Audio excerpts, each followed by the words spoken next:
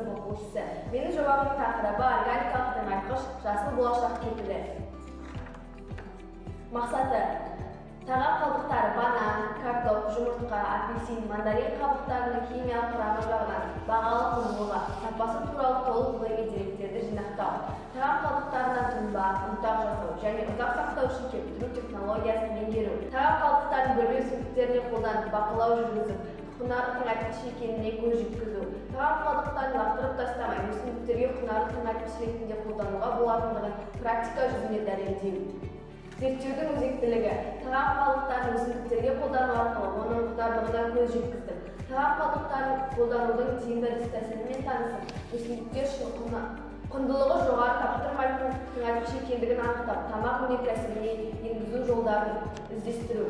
Зерттеудің әдістері: тағам қалдықтары банан, картоп, жұмыртқа, апельсин, мандарин қабықтарын өсімдіктер үшін пайдалы қасиеті туралы ғылыми деректерді жинақтап, баспасөз беттеріне шолу жасау, ғаламтор арқылы мәлімет қорын кеңейту. Тағам қалдықтарының өсімдіктер үшін пайдасы: ғылыми зерттеу жұмысымыздың өзектілігі: тағам қалдықтары банан, картоп, жұмыртқа, апельсин, мандарин қабықтарының өсімдіктер үшін құнарлы тыңайтқыш екендігі туралы болмақ. Бұл тақырыпты алуға түрткі болған тағам қалдықтарының құнарлығы.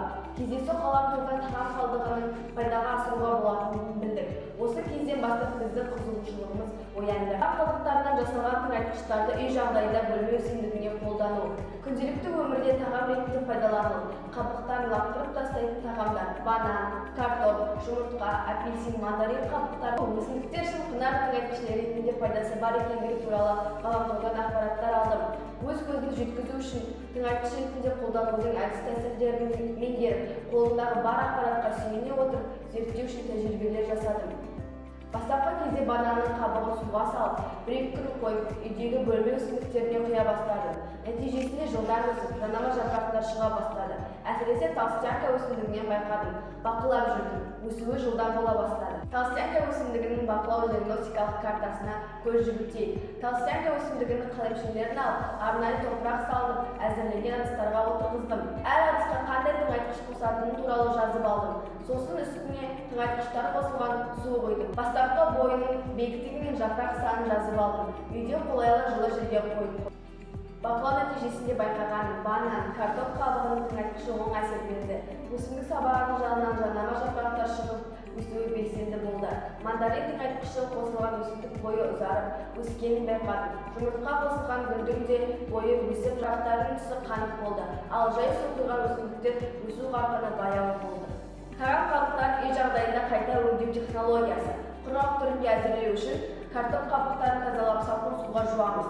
Одан кейін жуылған қабықты сорғытамыз. Таза қабықтарды қағаз немесе матаның бетіне жаямыз. Жылы жерге қойып қоямыз. Қабықтарды жиі араластырып отырамыз. Осылай кептірсек 1 аптадай қажет болады. Ал духовкада 100-200 температурада қабықтар тез кебеді. Қолданар кезде 2-3 күн ыссы суға салып қоямыз. Бұдан кейін тыңайтқыш ретінде қолдана берсек болады. Картоптың қабығында өсімдікке қажетті көптеген микроэлементтер бар. Олар магний, калий, темір, фосфор, фтор, крахмал, глюкоза және тағы да басқа. Фосфор тамыр жүйесінің өсуіне ықпал етеді және гүлденуіне, ал калий жемістердің шығымдарын етеді. Әсіресе смородина, қамқурай, көкпунай, асқабақ өсімдіктерінің өсуіне жақсы әсер етеді. Ұзақ сақтап қолдану үшін қабықты кептіріп, ұнтақтап, қағаз пакетке немесе шыны ыдысқа салады. Зиянкестер болмау үшін +200 температурада кептіреді. Бана дайындау үшін картоп қабығын тазалап банкке саламыз. Үстіне ыссы су құйып, 1 тәулікке қойып қоямыз. Сосын өсімдікті суарамыз. Ұнтақ түрінде қолдану үшін құрғақ кептірілген қабықты зертатқыштан немесе блендерден өткіземіз. Қолданар кезде ыссы суға саламыз, немесе топырақ сол күйінде де салуға болады.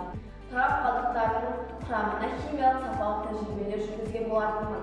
Ең алдымен кептіріп, ұнтақталған тағам қалдықтарын арнайы шыны ыдысқа қолбаға салдық. Сосын ізденген су құйылды. 35-45 минуттан кейін сұйық шырын алу үшін қолбаға сүзгі қағаз орнатып сүздік. Сүзіліп алынған тұнбалардың химиялық құрамын анықтадық. Нәтижесінде тағам қабығының құрамының құнарлы заттарға бай екеніне көз жеткіздім. Өнімдерді алып 200 мл дистелленген суға 10 грамы салынды. Тұнба 30 минутқа қойылып, уақыт өте араластырып тұрылды. Тұнбадан 30 мл сүзіліп алынып, әмбебап индикатор қағазымен pH ортасы лакмус қағазымен ерітінділерді ортасына анықтадық. Нәтижесінде мандарин қабығы 5 pH, картоп қабығы 5 pH, банан қабығы 4 pH. Үшеуінің де ортасы қышқылды орта болып табылды. Екінші зертханалық жұмыста келтірілген қабықтардың химиялық құрамын анықтадым. Қабыққа 1 грамм майдаланған жеміс қабығын салып, 3/1 су құйып қойдық. 2 мл таза сынауытқа құйып, оның үстіне 2 мл сілті ерітіндісін қосып, 3-4 тамшы мұз сульфатын тамыздық. Пайда болған қызыл күлгін нәруыздің көптігін білдірді. Нәтижесі картоп пен бананның қабықтарының нәруыздары аз кездеседі, ал мандарин қабығында нәруыз көп болатынына көз жеткіздім. Осы жоба нәтижесіндегі менің ұсынысым: басқа өркениетті елдер сияқты елімізде тағам қалдықтарын лақтырып тастамай қажетімізге жаратсақ деймін. Тағам қалдықтарын құнарлы тыңайтқыш ретінде қолданысқа енгізу, тағам қалдықтарының пайдасы туралы жарнамаларды халыққа кең түрде тарату. Қымбат бағаға әртүрлі химиялық жолмен өңделген тыңайтқыштар алғаннан гөрі, үй жағдайында тағам қалдықтарын қайта өңдеп экологиялық таза тыңайтқыштар неге алмасқа? Нәтижесінде жайқалып өскен бөлме гүлдерін және сапалы бау-бақша өнімдерін аламыз. Қорытындылай келе, тағам қалдықтарын мынадай 3 түрлі жағдайда қолдануға болатынын анықтадым. Біріншісі, тұнба түрінде, одан кейін ұнтақ түрінде және ұзақ сақтау үшін кептіріп, өнімнің қажетімізге қарай пайдалану.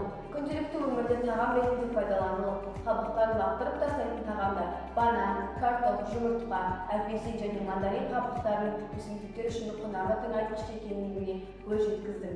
Назарларыңызға рахмет.